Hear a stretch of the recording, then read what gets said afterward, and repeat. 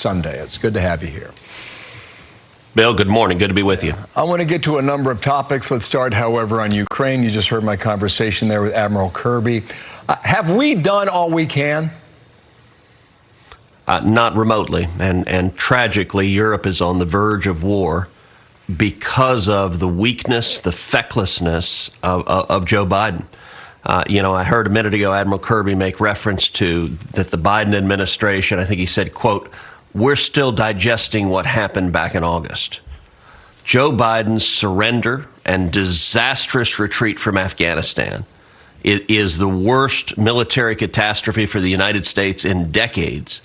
And the consequences, at the time, I said, as a result of this incredible weakness, all of our enemies across the globe are looking to Washington. They are taking the measure of the man in the Oval Office. And as a result, as I said back in August, the chances of Russia invading Ukraine have just risen tenfold. The chances of China invading Taiwan have just risen tenfold. We're seeing the first of those two shoes dropping today because of Biden's weakness. But, Bill, it's even worse than that. We had in place bipartisan policies to prevent what is happening right now. Specifically, in 2019, I introduced legislation, targeted sanctions directed at the Nord Stream 2 pipeline. Nord Stream 2 is the pipeline that Putin is building from Russia to Germany. The reason he's building the pipeline is that it skips Ukraine. It goes right around Ukraine. Why? Because the real insurance that Ukraine had against invasion is that Putin has to take his energy, his natural gas, in pipelines that go through Ukraine. Once he builds Nord Stream 2, he no longer has to worry about those pipelines. In 2019, I authored sanctions, bipartisan sanctions in Congress. They passed with overwhelming bipartisan majorities. President Trump signed my sanctions legislation into law, and Putin stopped building the pipeline the day President Trump signed those sanctions. That pipeline was dead for over a year until Joe Biden became president, and Putin began building that pipeline again on January 24th, 2021, 4 days after Biden was sworn into office. Why? Because he knew what was going to happen, which was that Joe Biden formally waived sanctions on Russia, on Putin, and gave the green light to build Nord Stream 2. That is why we have over 100,000 troops and Russian tanks on the border of Ukraine preparing to invade. That's why we're on the brink of war in Europe. But now in 2022, this Congress can't even agree on sanctions. And it is true the president could go ahead with some sanctions as well on his own. But that to the side, the White House has been very aggressive in calling out Russian tactics. And they've done it very publicly by the day, I would argue. Would you concede that's worked so far? No, it hasn't worked at all. If you look at what the Ukrainians want, they've been very explicit. They've said two things. They've said, number one, if you want to stop a Russian invasion, they've asked the United States explicitly, put sanctions on Nord Stream 2 right now today. Joe Biden could do that this morning. He refuses to do it. And they said, number two, provide lethal military aid. Give us the weapons to defend ourselves. And I finally, last month, I forced a vote in the United States Senate on sanctions on Nord Stream 2. Every single Democrat in the Senate had voted for my sanctions legislation twice previously. But the difference was last time you had a president with an R behind his name. Now you got a president with a D behind his name. When we voted, I won a bipartisan majority, a big bipartisan majority, 55 to 44.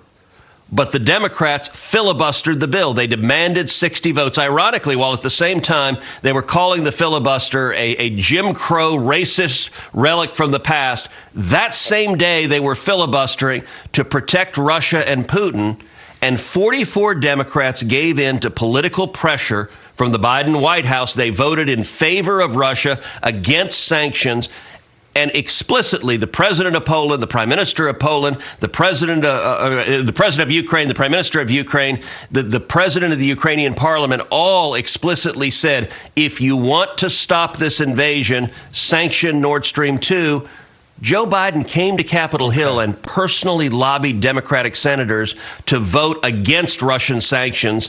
That's why we're facing this invasion. I got to say, Bill, yes, Joe Biden becoming president is the best thing that ever happened, tragically, for Vladimir Putin. Well, if there is an invasion, maybe the sanctions talk comes back to Congress. I want to move to some other topics while I have the time here, and I want to do this quickly.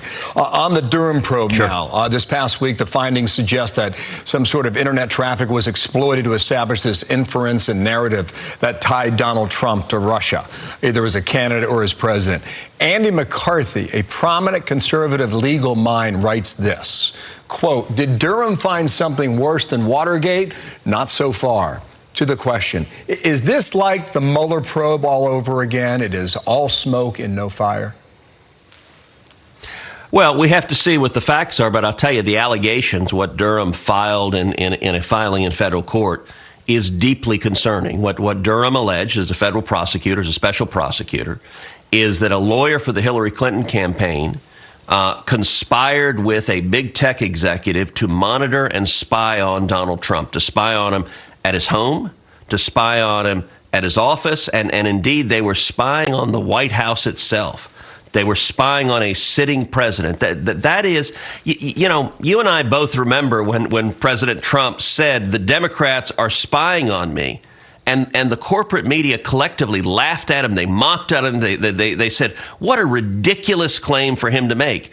Well, if what Special Counsel Durham is alleging is true, that what Donald Trump said was absolutely right, and to the extent Hillary Clinton is complicit with this, her campaign is complicit with it, her lawyers are complicit with it, big tech is complicit with it. If this is true, it's a lot bigger than Watergate. That was a bungled third-rate burglary. It was wrong. People went to jail for Watergate, and people need to go to jail for this if these allegations are true. Two more topics, 2 more minutes. On the Supreme Court, the White House said on Friday it still plans to make an announcement on a nominee by the end of this month, which means, based on the calendar, that could be in a matter of days. The president is on record saying he's committed to putting forward an African-American woman. Yet you have firmly disagreed with this idea. At one point you called it offensive. Another point you called it insulting. Does that make you an automatic no on the nominee? Well, listen, Democrats today believe in racial discrimination. They're committed to it as a political proposition.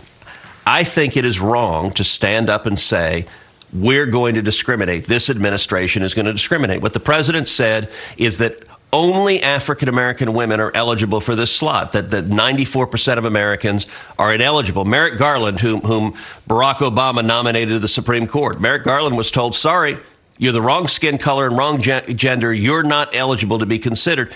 I think our country has such a troubled history on race. We ought to move past discriminating based on race. The way Biden ought to do it is to say, I'm going to look for the best justice, interview a lot of people, and if he happened to nominate a justice who was an African-American woman, great. But you know what? If Fox News put a posting, we're looking for a new host for Fox News Sunday, and we will only hire an African-American woman or an Hispanic man or a Native American woman, that would be illegal. Nobody else can do what Joe Biden did, and there's a reason for that. Racial discrimination is wrong. Now, that being said, when we have a nominee, I'll consider that nominee on the record, and I'm confident the Senate Judiciary Committee, we will have a vigorous process examining that nominee's record. And what I can tell you right now is we're not going to do what the Democrats did with Brett Kavanaugh. We're not going to go into the gutter. We're not going to engage in personal slime and attacks.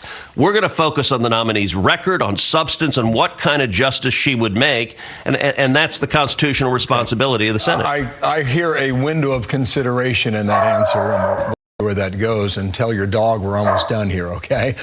Because you're in Texas, and the Texas primary hits in 10 days. It's the first major vote ahead of the midterms, and you've endorsed many candidates in other states. You have not endorsed a candidate for Attorney General in Texas. One of those candidates, a Republican, is under investigation. Will you weigh in before that vote on the 1st of March? Well, listen, I think there are a lot of good candidates running for Attorney General. I'm friends with a number of candidates. They've been strong supporters of mine. And so that's a race, as you noted, that I'm staying out of. I'm going to trust the voters of Texas to make a determination. I think there are good people running for that race who are strong conservatives, who are people of principle and who I respect. Okay, so no endorsement today. That's right. I'm staying out of that race. All right. Senator, thank you for your time today. In Texas, Ted Cruz, back to your dog. Thank you, sir, for coming on.